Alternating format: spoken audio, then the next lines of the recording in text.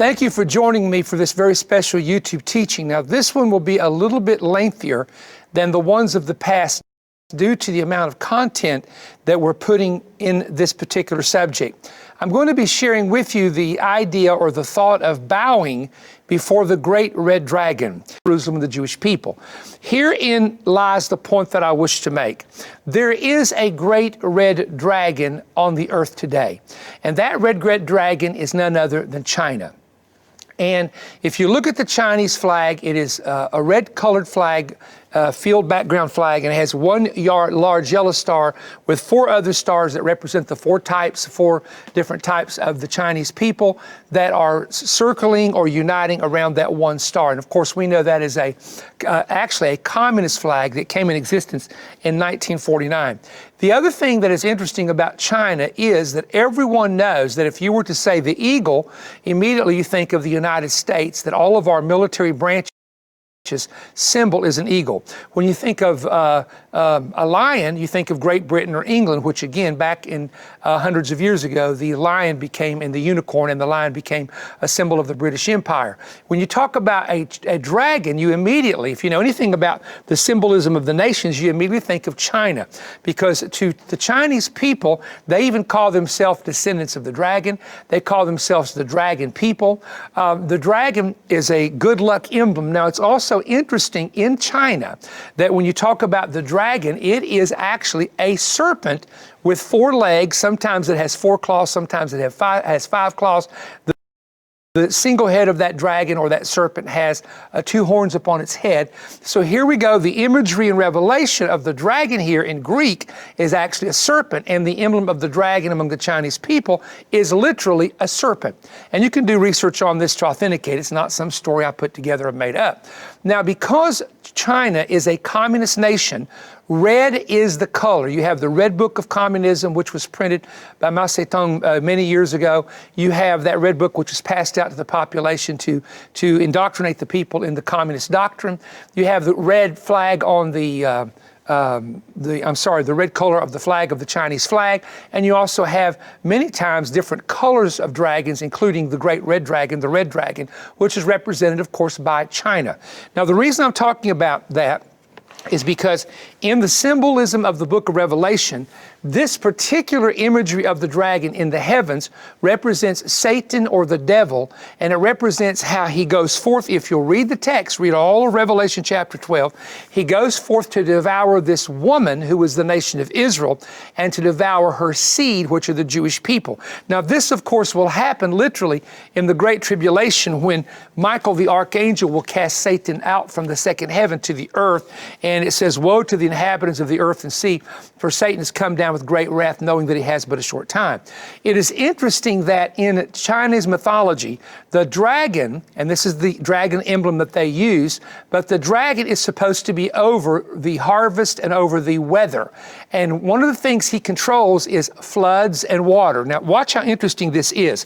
When the dragon here attempts to devour the woman, it says the serpent, this would be the dragon, casts out of his mouth water as a flood after the woman, that it might cause her to be carried away by the flood. Now, this will be something that will literally happen in the future in the tribulation, but I also want to relate this to the symbolism of China, red dragon, Red China. It's called Red China, Communist China, strongest communist nation on the planet right now. And I want to also talk about how that in Chinese mythology, the dragon casts out water, controls floods, controls water, controls rivers. And we see that same imagery used here by the Apocalypse of John. Now, remember when John wrote this, he wrote it on the Isle of Patmos around 95 to 96 AD. However, he's looking into the future. These are actually events that at this point have not yet happened on the earth or in the heavens that will happen in the future. Now, the reason I'm talking about this, bowing to the great red dragon, is this. Under President Trump's administration, anyone who kept up with what he did, it was all about putting America first. It was about, some people called it nationalism, and the left thought that was so evil and so wicked that we would consider putting America first. But he put a lot of penalties on China that brought a lot of income into the United States. Now, let me say something about China. It is interesting that this dragon is a symbol of Satan or the devil himself. Now, the Chinese people themselves, and I'm talking about the common people, not the government people, not the Communist Party, not the Chinese government, I'm talking about the people. Many of them suffer greatly. Many of them are given very low wages. They have basic food to eat. Some places they suffer quite extensively. But China is known for stealing people's intellectual property. China is known for copying everything that is made and selling it on the black market. China is known for spying and corruption, but what they're known for worse than anything else is persecution. In Revelation 12, the theme of this chapter is persecution. How that the great dragon seeks to persecute the woman. Now, the early fathers identified the woman here as the church. We identify it in a literal sense, comparing Scripture with the nation of Israel. But they said that this would be a persecution which would arise in the end of days against the church or against the woman, which is the church, the bride of Christ. And again, that's stretching it to an extent, and that's someone's interpretation from the early church, not necessarily the actual interpretation of the Scripture itself. But the point I want to make is this. Under President Trump, he kept China in reins. China made it very clear that they wanted Joe Biden to be the president of the United States. Joe has already put in power a lobbyist of the Communist Party. We know that his son Biden received money from the Chinese government with the pay-for-play scheme. That was only reported on one major network. The other networks wouldn't touch it. They called it fake news, even though it was a fact. And so we now know that if things go in the direction which they will go, and that Joe Biden becomes president, China will be given favored status. China will once again be in control of dominating they're now putting some of the wealthy men who are presidents of companies on boards and giving them special favored status in China. This whole election was literally, in my opinion, about how China was being treated and how China wanted Trump out, and how the Wall Street executives and the media executives are in bed with the Chinese government. Ladies and gentlemen, let me just sum it up this way. I believe that it's possible that the imagery of this great red dragon has a dual meaning. I believe we can look at these passages and say it literally, the literal primary meaning is Satan. But there is a nation on earth that is persecuting, torturing, and there's pictures I have of Chinese torturing people. I can't show it because of the danger it puts the people in, of a woman that has a rag down her throat, a Christian woman, where she's choking, where they're doing taking a water bottle and pressing it into a pastor's stomach where he's trying to drown him and choke him to death, of another woman that they're putting her knees on bricks and laughing at her while she prays. Actual photographs that were smuggled out of China. I want to tell you something, that this is the worst government on the planet. It is the least to be trusted government. It is the biggest enemy that democracy in the United States and the freedom in the United States has. Now, to show you what China is doing, they are literally buying up all of as many companies and factories as they can here in the United States.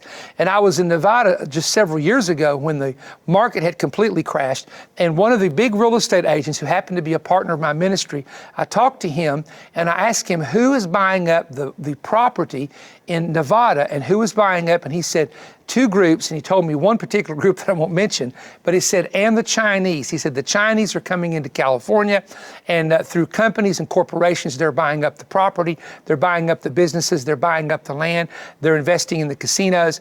And so China has had money for a long time due to the fact of how that they pay their people very low, and they sell products around the world, and they trade literally with every nation of the world. And so when other economies were suffering, China still had money.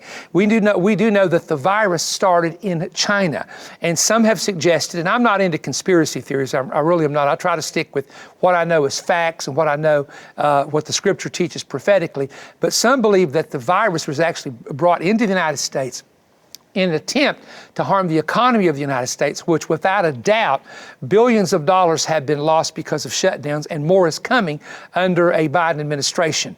So my point is that there will be a president if things go, and I know people get upset at me saying this, but the deep state is so deep and the corruption is so great, and the payoffs under the table, I believe, are out there as well, that this system, this global system, will do everything in its power to prevent President Trump from not only being reelected, but they will try to do everything they can next 4 months to cause any kind of controversy, next 4 years, that he would never be able to run for president again.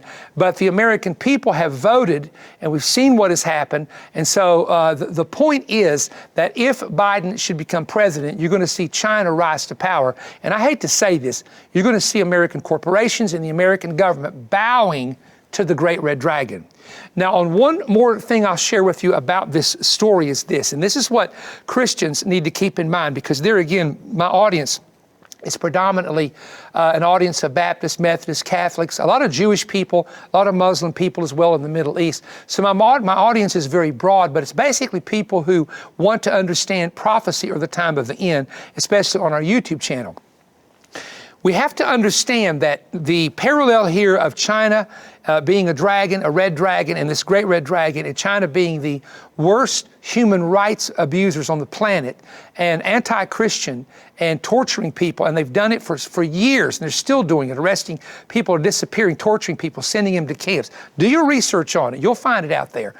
My point I want to make is, sooner or later, we know that this book, Revelation chapter 4, all the way to 19, that deals with the 7-year tribulation, it's going to happen at some point. Now, we would like to put it off way into the future, but if we are in prophetic times, some of these things are going to begin to take place. So a verse I want to give you as a believer is, in your patience possess ye your soul. And even in the book of Revelation, it talks about, here is the patience of the saints.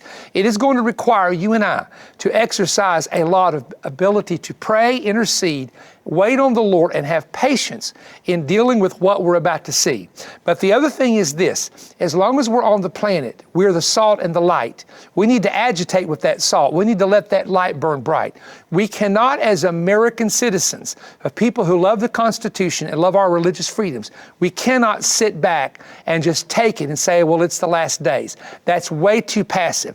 We have to be able to stand, as the early church did, for truth and fight and do the best that we can and do everything that we can to maintain and fight for our religious freedoms. Because I'm telling you, under this new administration, mark this down. Our religious freedoms are up for grabs and are at stake. So all of you that are Christians, whatever background and church you go to, it's time for us to unite as the army of God in these last days.